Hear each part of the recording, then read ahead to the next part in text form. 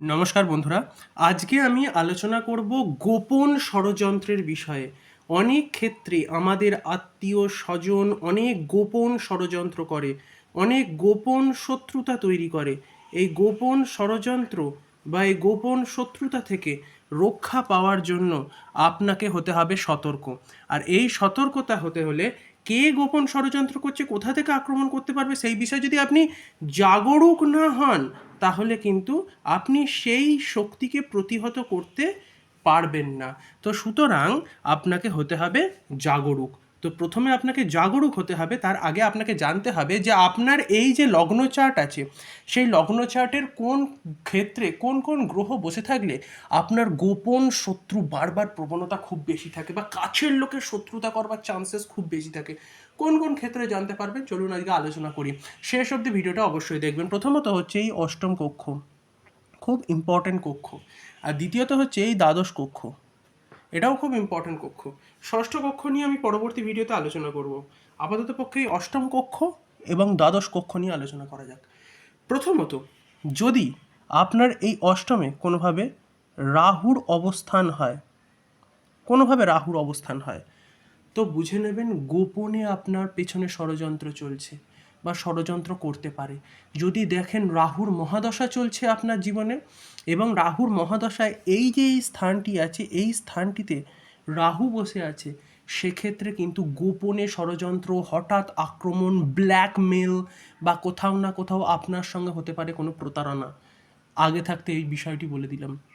দ্বিতীয়ত কি হয়, যদি এখানে কোথাও কেতু বসে পড়ে অষ্টমে, অষ্টমে কেতু কিন্তু অদৃশ্য শত্রু তৈরি করে। এই রকম শত্রুকে আপনি চোখের সামনে দেখতে পাবেন না, কিন্তু অদৃশ্য অবস্থায় পিঠ পিছে ছুরি মারবে। এরা মারাত্মক ধরনের লোক হয়, যারা যারা কিনা গন্ডগোল করে।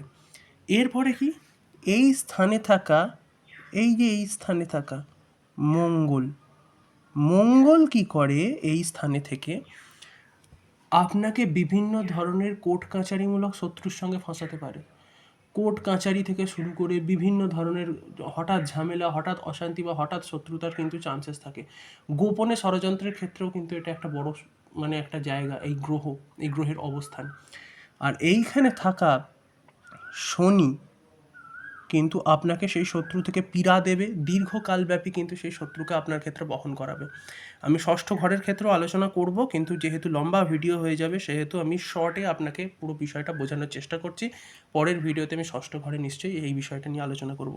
যদি এই গ্রহগুলো এখানে বসে পড়ে, তো তাহলে আপনাকে বুঝতে হবে যে আপনার কিন্তু শত্রু, হঠাৎ অ্যাক্সিডেন্ট বা গোপনে ষড়যন্ত্র হওয়ার আপনার ক্ষেত্রে চান্সেস, প্রবাবিলিটি প্রচুরভাবে বেড়ে যাবে। কাছের মানুষের শত্রুতা করবার চান্সেস কিন্তু খুব বেশি, খুবই বেশি থাকে। কাছের মানুষ, বিশেষত আমি বলে দিচ্ছি আপনাদের পরিবার, আপনাদের ফ্রেন্ডজন, এই দুটো জায়গা থেকে খুব সাবধানে থাকবেন। যদি এই দুটো জায়গা থেকে হয়ে যান যদি আপনি জাগরুক, তাহলে আপনি কিন্তু অনায়াসে জায়গাটা থেকে বেরিয়ে যেতে পারেন। সিমিলারলি এই যেমন অষ্টম কক্ষে যেমন রাহু, কেতু, শনি, মঙ্গল, এই ক্ষেত্রতেও কিন্তু এই রাহু, কেতু, শনি এবং মঙ্গল ভালো মতো পীড়া দেবে, আপনাকে আর্থিকভাবে ক্ষতিগ্রস্ত করবার এটা চেষ্টা করে। বিশেষত যদি এই স্থানে রাহু, কেতু, শনি বা মঙ্গল বসে থাকে, এরা কিন্তু ভেতর থেকে আপনাকে কুড়ে কুড়ে খাওয়ার চেষ্টা করে, মানসিকভাবে আপনাকে আঘাত করবার চেষ্টা করে, ব্যাকডোর এনিমি তৈরি করে। ঠিক আছে, এক্ষেত্র থেকে ভালো গ্রহ, তাহলে শুভ গ্রহ কী হবে, এর একটা শুভ গ্রহ যদি এই স্থানগুলোতে কোথাও বৃহস্পতি বসে, সেক্ষেত্রে আপনার সেই শত্রু পরাজিত হয়ে যাবে। যদি এই স্থানে রবি উচ্চ অবস্থায়, ভালো অবস্থায় বসে থাকে, তাহলে আপনার শত্রু পরাজিত হয়ে যাবে। যদি এই স্থলে কোনোভাবে শুক্র বসে পড়ে এবং শুক্রটা শুভ দশায় অবস্থান করে বা শুভ জায়গায় অবস্থান করে, সেক্ষেত্রেও কিন্তু আপনার শত্রু অনায়াসে পরাজিত হয়ে যাবে। তাহলে এই গ্রহগুলি থাকা মানে শত্রুর পরাজয় নিশ্চিত। এই গ্রহগুলো যদি এইখানে থাকে, শত্রুর পরাজয় হয়ে যায় নিশ্চিত। আর এইখানেও কিন্তু সেম, এই শুক্র বৃহস্পতি কিন্তু খুব হেল্প করে, কিন্তু রবি নয়। বহু ক্ষেত্রে ওখানে রবি বসলে ব্যাকডোর এনিমি আরও বহু ক্ষেত্রে প্রবেশ করে। এই স্থলেও কিন্তু রবি ব্যাকডোর এনিমিকে কিন্তু খুব বাড়িয়ে তোলে। তো এই যে জিনিসটা, এই জিনিসটা অষ্টমে এই দ্বাদশে এবং অষ্টমে যদি আপনি খুব ভালোভাবে দেখেন বা লক্ষ্য করেন, তাহলে আপনি বুঝতে পারবেন যে কিভাবে আপনার শত্রু পিঠ পিছে আপনাকে ষড়যন্ত্র করতে পারে। ঠিক আছে? এইভাবে যদি আপনি পুরো বিষয়টা দেখেন তো বুঝতে পারবেন এখানেও থাকা, এই দ্বাদশ ঘরেও থাকা বৃহস্পতি আপনার ব্যয়কে আটকাতে সহযোগিতা করতে পারে। এই স্থানে থাকা কোথাও না কোথাও শুক্র আপনার ব্যয়কে প্রতিরোধ করবে। এই স্থানে থাকা বুধ কোথাও না কোথাও বুদ্ধিদীপ্তভাবে পুরো বিষয়টাকে ম্যানেজ করতে সহযোগিতা করবে, যার ফলে আর্থিক দিক থেকে ক্ষতির চান্সেস খুব কমে যেতে পারে। ঠিক আছে? তো আপনাকে দেখতে হবে, আপনার কাছের মানুষের থেকে সাবধান থাকতে হবে। যদি এখানে রাহু কেতু শনি মঙ্গল কোনো রকমভাবে অষ্টমে প্রভাব ফেলে বা দ্বাদশে প্রভাব ফেলে, তাহলে কিন্তু আপনাকে খুব সতর্ক হতে হবে, খুব সতর্ক হতে হবে। আর এই স্থানে মঙ্গল মানে তো আপনার অশান্তি অন্য দিক থেকেও আসবে, হঠাৎ অ্যাক্সিডেন্ট জাতীয় ঘটনাও ঘটতে পারে, ডান পায়ে চোট লাগতে পারে, শরীর থেকে রক্তক্ষরণ পর্যন্ত হতে পারে এই সমস্ত গ্রহগুলি এখানে অবস্থানের ফলে। সুতরাং এই বিষয়গুলো থেকে আপনাকে সাবধানতা অবলম্বন করতে হবে।